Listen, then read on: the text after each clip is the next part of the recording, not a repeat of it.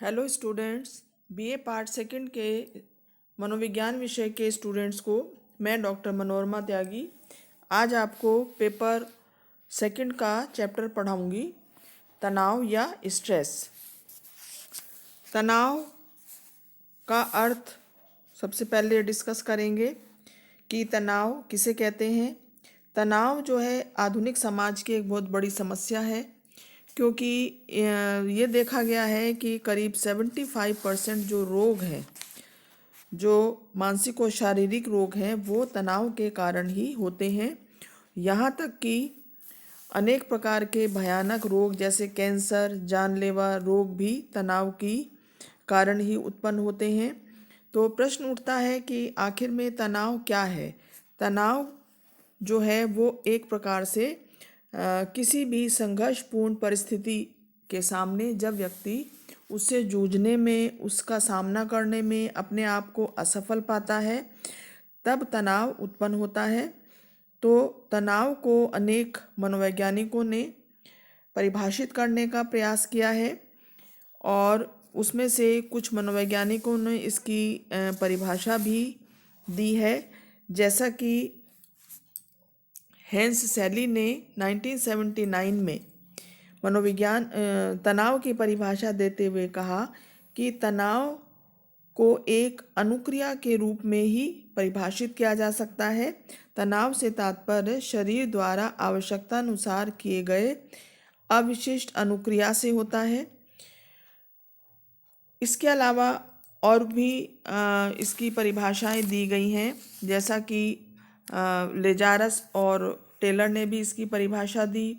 इसके अलावा Morgan king की परिभाषा भी तनाव की है। जैसे उन्होंने कहा कि हम लोग तनाव को एक आंतरिक अवस्था के रूप में परिभाषित करते हैं, जो शरीर की दैहिक मांगों जैसे बीमारी की अवस्था, अत्यधिक तापक्रम या वैसी पर्यावरणीय और सामाजिक परिस्थितियां जिसे सचमुच में हानिकारक, अनियंत्रण योग्य तथा निपटने के मौजूद साधनों को चुनौती देने वाला के रूप में मूल्यांकित किया जाता है, से उत्पन्न होता है। बैरोन ने तनाव के बारे में कहा कि तनाव एक ऐसी बहुआयामी प्रक्रिया है जो हम लोग वैसी घटनाओं के प्रति अनुक्रिया के रूप में उत्पन्न होती है जो हमारे दैहिक और मनोवैज्ञानिक कार्यों को विघटित करती है। तो इन परिभाषाओं के आधार पर अगर हम देखें तो तनाव के बारे में अनेक प्रकार की तथ्य सामने आते हैं। जैसे सबसे पहला ये है कि तनाव एक बहुआयामी प्रक्रिया है। बहुआयामी मतलब मल्टी डायमेंशनल, इसके अनेक डायमेंशंस या आयाम हैं। दूसरा, ये देखा गया है कि तनाव जरूरी नहीं है कि संघर्षपूर्ण घटनाओं से ही उत्पन्न हो। कई बार सकारात्मक घटनाओं से भी तनाव उत्पन्न होता है, जैसे अचानक कोई बड़ा पुरस्कार मिल जाना, लॉटरी निकल जाना, या कोई तरक्की हो जाना जिसके बारे में व्यक्ति ने सोचा भी नहीं था। तीसरा जो तथ्य है वो ये है तनाव के बारे में कि तनाव में जो घटनाएं, परिस्थितियां होती हैं जिनमें तनाव उत्पन्न होते हैं, वो व्यक्ति के नियंत्रण के बाहर होती हैं। चौथी इसका तत्व है तनाव में मनोवैज्ञानिक और दैहिक दोनों प्रकार की अनुक्रियाएं होती हैं। अर्थात तनाव के समय व्यक्ति मानसिक, जैसे चिंतन की प्रक्रिया में बाधा पड़ना, या सामवेगिक उथल पुथल, सामवेगिक अस्थिरता, और इसके अलावा दैहिक अनुक्रियाएं जैसे पसीना आना और शरीर में कंपन होना, मांसपेशियों में खिंचाव, इस तरह से दोनों ही प्रकार की अनुक्रियाएं देखने को मिलती हैं। अगला है कि तनाव कुछ समय के लिए भी हो सकता है और कुछ ज़्यादा समय के लिए भी हो सकता है। तो इस प्रकार से तनाव के बारे में अनेक प्रकार के तथ्य ये सामने आते हैं।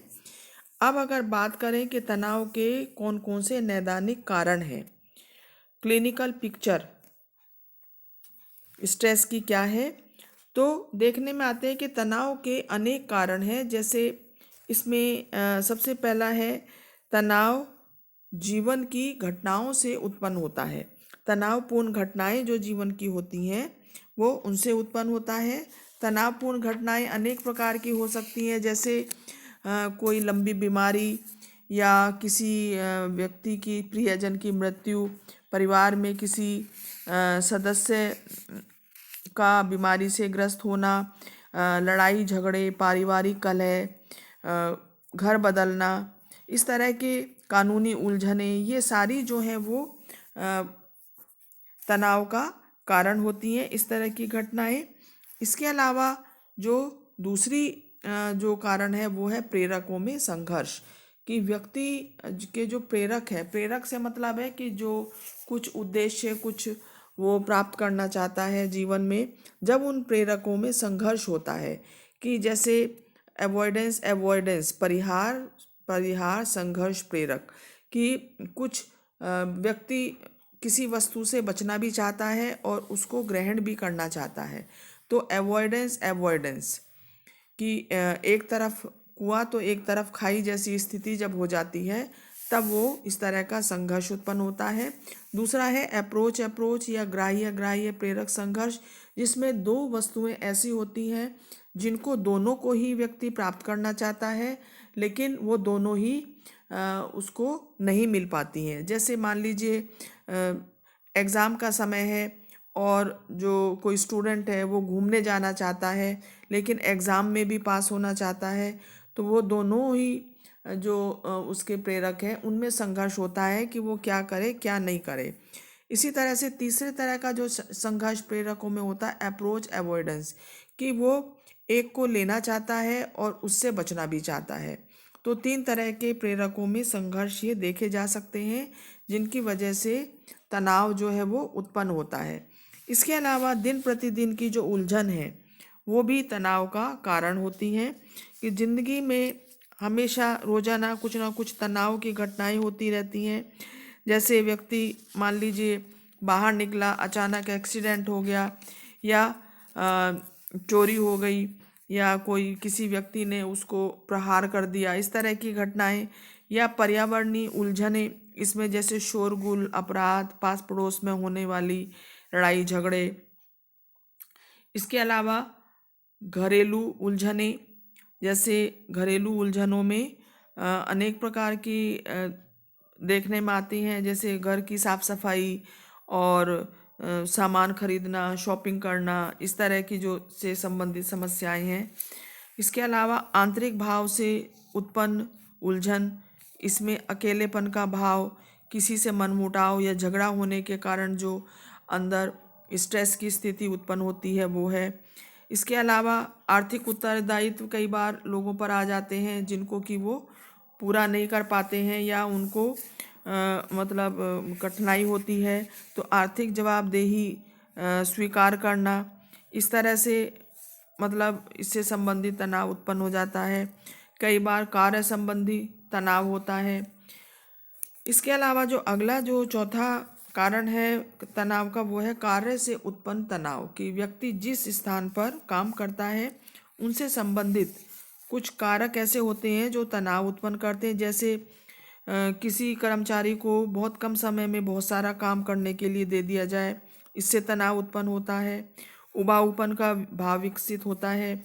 और इतना ही नहीं, यदि कर्मचारी यह अनुभव करता है कि काम करने का जो वातावरण है वो उपयुक्त नहीं है, शोरगुल है, ठीक से मतलब प्रदूषण की स्थिति है, रोशनी हवा का प्रबंध ठीक नहीं है, उससे भी असंतुष्टि होती है।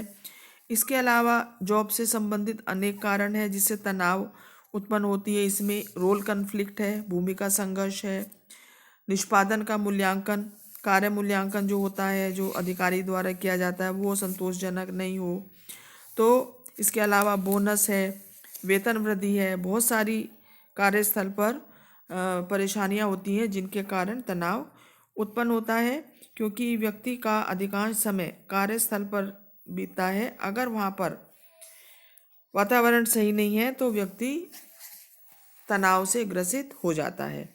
इसके अलावा पर्यावरणीय कुछ कारक होते हैं तनाव उत्पन्न होने के, जैसे भूकंप है, आगजनी, आंधी, तूफान, इससे आदि से नुकसान हो जाता है तो तनाव उत्पन्न होता है।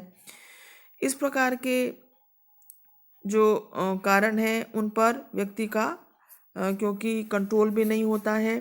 तो पर्यावरणीय जो स्रोत कारण है, जैसे शोरगुल है और इसके अलावा प्रदूषण है, छोटी छोटी बस्तियों में रहने वाले जो लोग हैं जिनकी दैनिक आवश्यकताएं पूरी नहीं होती हैं, वो भी कारण है तनाव का। तो तनाव के अनेक कारण समाज में देखे जा सकते हैं। उसके अलावा कुंठा है, जैसे फ्रस्ट्रेशन। कई बार व्यक्ति कुंठा अनुभव करता है। कई बार कुंठा तब होती है जब व्यक्ति को जो वांछित लक्ष्य है उसको प्राप्त करने में अनेक बाधाएं उत्पन्न हो जाती हैं। तो तब उसे कुंठा उत्पन्न होती है। इसके अलावा समाज में व्याप्त जो डिस्क्रिमिनेशन है, विभेद है, पूर्वाग्रह है, वो भी अनेक कारण होते हैं कुंठा के उत्पन्न होने के कारण। और विकलांगता, अकेलापन, आत्मनियंत्रण की कमी, व्यक्तित्व संरचना लोगों की इस तरह से होती है कि जो कुंठा या तनाव वो महसूस करते हैं। तो इस प्रकार से स्टूडेंट्स तनाव के अनेक कारण हो सकते हैं। तो मैं समझती हूँ ये आपको समझ में आ गया होगा तनाव किसे कहते हैं, तनाव की परिभाषा और उसके कारण। नेक्स्ट टॉपिक में, नेक्स्ट वीडियो में इसी स्ट्रेस के चैप्टर को आगे पढ़ेंगे। तब तक के लिए thank you so much students.